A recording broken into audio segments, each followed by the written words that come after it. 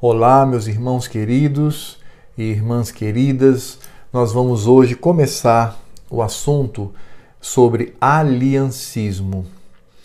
Irmãos, este tema é muito importante. Você só poderá compreender toda a estrutura da Escritura Sagrada se você entender o que é o aliancismo. Como a própria palavra já diz, aliancismo vem de aliança. O que é uma aliança? Aliança é um acordo, é um pacto realizado por duas pessoas. Essas pessoas, elas fazem promessas e essas promessas fazem com que elas devam cumprir aquilo que prometeram. Isto é aliança. Quando você faz aliança com alguém, um pacto com alguém, por exemplo, existe até os chamados pactos de sangue no passado, as pessoas cortavam a ponta do seu dedo, pingavam o sangue junto com outra pessoa e ali estabeleciam um pacto. Então, pactos têm esse significado, essa aliança. Eu tenho os meus deveres e também tenho os meus direitos, e esses direitos e deveres devem ser vividos neste pacto. E o pacto também não pode ser feito só com uma pessoa. O pacto ele é feito com duas pessoas. Essas duas pessoas é que vão possibilitar esse pacto. Pronto. Quando nós entendemos o que é a aliança, o que é o pacto, nós vamos descobrir que o Senhor Deus, na sua palavra, ele agiu exatamente desta forma. O Senhor Deus, inclusive, ele é chamado de o Deus da aliança, o Deus do pacto. Por quê? Porque ele sanciona um pacto com o seu povo. O Senhor Deus, ele se relaciona com os seus filhos desde Adão e Eva até o último crente a se converter. A forma como Deus se relaciona é por meio da aliança. O aliancismo, ele vai existir se contrapondo a uma outra visão que não é uma visão reformada, que é chamada de dispensacionalismo. O dispensacionalismo é uma estrutura um tanto confusa e existem vários tipos, inclusive, de dispensacionalismo, mas que vão dizer que ao longo da história humana houve 7 eras, desde a criação até a consumação. E em cada era dessa, ou dispensação, Deus salvou de uma maneira as pessoas. É como se o Senhor Deus, por exemplo, estabelecesse uma forma de salvação, uma forma de redenção. Mas aquela forma tinha um começo, meio e fim. E terminava porque essa forma de redenção, ela começava a falhar. Então era necessário que Deus instituísse uma nova forma de salvação. Isso é muito estranho. Não conseguimos ver isto na Escritura Sagrada. Não há um texto sequer no Novo Testamento que fale dessas dispensações, destas diferenças. E não somente isso. Há 2 outros problemas que nós encontramos na visão dispensacionalista. Quais são esses problemas? O primeiro é que eles dizem que a igreja hoje é um parênteses. Ela passa a existir apenas com a subida de Cristo aos céus. E que antes não havia igreja. O segundo problema que nós encontramos no dispensacionalismo é a visão que eles têm de Israel. Eles vão dizer que Israel é um povo diferente da igreja. Veja que confusão. Nesse sentido, a igreja tem o seu caminho e Israel, esse Israel lá da Palestina, o Estado israelense, tem um outro caminho. E Deus então age com 2 povos diferentes. É claro que nós temos o maior respeito por aqueles que são dispensacionalistas, sem dúvida nenhuma, mas nós não podemos ocultar a incongruência do pensamento dispensacionalista. De fato, ele não se sustém. Porque dizer que a igreja ela surge apenas no Pentecostes, e os demais não eram igreja? A palavra igreja significa ajuntamento, significa o povo reunido. Quer dizer que isso não existia no passado? Outra coisa, se eles dizem que existem vários tipos de redenção e de salvação, como é que Paulo diz que Abraão é o nosso pai da fé e que ele foi salvo pela graça, mediante a fé? Ele foi salvo não por obras, mas pela fé que depositou em Cristo, embora não conhecesse a Cristo, porque Cristo na época de Abraão não havia ainda vindo a esse mundo. Mas, obviamente, que a salvação e a redenção de Cristo abrange também todo o povo do Velho Testamento.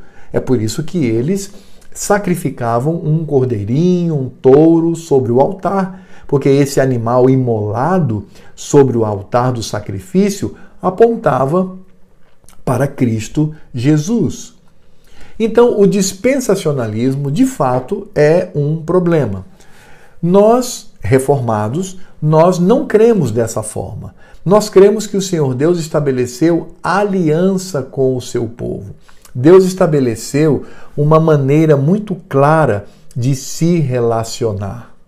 Quando nós olhamos para a Escritura Sagrada, e nas próximas aulas nós vamos detalhar tudo isso para que compreendamos, quando nós olhamos para a Escritura Sagrada, o tempo todo o Senhor Deus está clamando e falando sobre a aliança que Ele tem com o seu povo.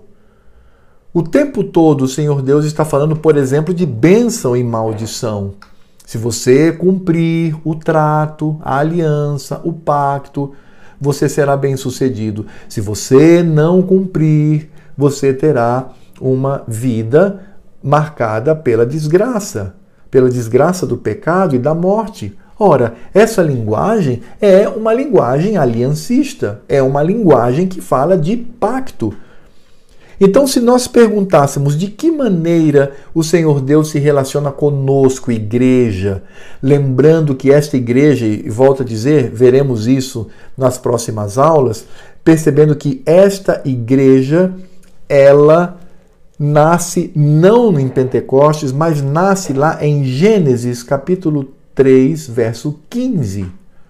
É ali que nasce a igreja. A igreja de Cristo, a igreja do Senhor Deus, tem início com Adão e Eva, já no momento em que eles recebem toda a maldição por causa do pecado. Ali, portanto, há uma promessa. Veja só o que diz Gênesis capítulo 3, verso 15, que trata desta aliança, deste pacto com o Senhor. Diz assim: porém inimizade entre ti e a mulher, entre a tua descendência e o seu descendente.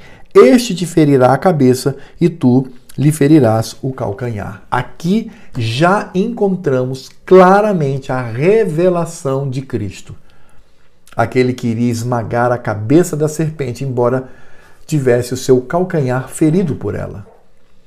É aí que nasce a igreja. E é a igreja de Cristo. A igreja do Senhor Deus. O aliancismo ele é muito, muito importante, caros alunos, para que entendamos todo esse processo de salvação. Lembrando que a visão que nós devemos ter de toda a história da humanidade, a partir da criação, se dá em 4 etapas. E a gente vai discutir isso também. A primeira é a criação. Deus criou todas as coisas. Deus criou o universo. Deus criou homem e mulher. Deus criou tudo que existe nessa terra. A segunda que temos depois da criação é a queda. Os nossos primeiros pais caíram em desgraça. Eles pecaram contra o Senhor. Eles desobedeceram ao Senhor. Por isto, o pecado entrou na humanidade, assim como a morte também entra na humanidade. Após a queda, então temos criação, queda. Após a queda, nós temos a redenção. Essa redenção, ela se dá em Cristo Jesus. Cristo vem a essa terra e ele redime um povo, não são vários, nem dois, um só povo para o seu Senhor Deus, Pai Todo-Poderoso. A redenção, portanto, está ligada à obra de Cristo, porque Cristo, ele morreu em nosso lugar e ele cumpriu toda a lei. E quando nós estamos em Cristo Jesus, temos a paga da desgraça do pecado para o nosso Deus e Pai, e ao mesmo tempo, em Cristo, nós cumprimos a lei. Redenção. E após a redenção? Eu disse que eram 4. Lembra? Criação, queda, redenção. Qual é o último? Consumação. É a eternidade com Deus para todo sempre. Então, a história da humanidade, assim como a narrativa bíblica, toda a história bíblica, deve ser vista nesses 4 pontos: criação, a queda, a redenção e a consumação na eternidade com Cristo. O aliancismo, ele precisa ser compreendido desta forma. Nós precisamos compreender o pacto que Deus faz na criação. Aí vem a queda, aí o pacto que o Senhor Deus faz após a queda e o resultado deste pacto na eternidade, naquilo que nós chamamos de a doutrina das últimas coisas. Então, queridos, para que entendamos não só a Escritura Sagrada, como consequentemente a teologia que nós adotamos, nós precisamos nos ater ao aliancismo. Eu quero colocar aqui um esquema para que vocês entendam a maneira como o aliancismo ele se desenvolve. E isso é muito importante. Nós temos o momento da criação, você está vendo aí, não é? Você está vendo depois a redenção, não é? Tem a queda, aí vem a redenção e depois você está vendo aí a consumação. Então, ao longo destes períodos, nós temos a aliança do Senhor. E como que se dá a aliança do Senhor? Na criação, nós temos a aliança das obras. Após a queda, na redenção, nós temos a aliança da graça. E na eternidade, nós viveremos plenamente este pacto com o nosso Deus, na sua presença e contemplando a sua glória. Então, o aliancismo se resume nisto. Na criação, aliança das obras, aí vem a queda. Após a queda, a redenção, que é a aliança da graça, e depois, então, consumação, quando viveremos perfeitamente este pacto com o nosso Deus Todo-Poderoso e seu Filho, Cristo Jesus, bendito por toda a eternidade. Então, essa introdução mostra o que nós vamos estudar. Então, na próxima aula, nós já começaremos a falar sobre essas fases. A fase da criação, pacto das obras, e a fase da redenção, pacto da graça. Eu sei que você não está entendendo absolutamente nada do que seriam esses pactos. Ok, é isso mesmo. Nós vamos estudar detalhadamente aquilo que eu apresentei para vocês. Então, nessa primeira aula, é apenas uma breve introdução para que vejamos o quão importante é a doutrina da aliança, a doutrina do pacto.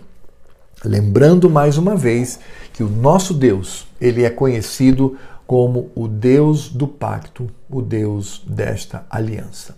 Na próxima aula, nós vamos aprender sobre o pacto ou a aliança das obras que acontece na criação antes da queda.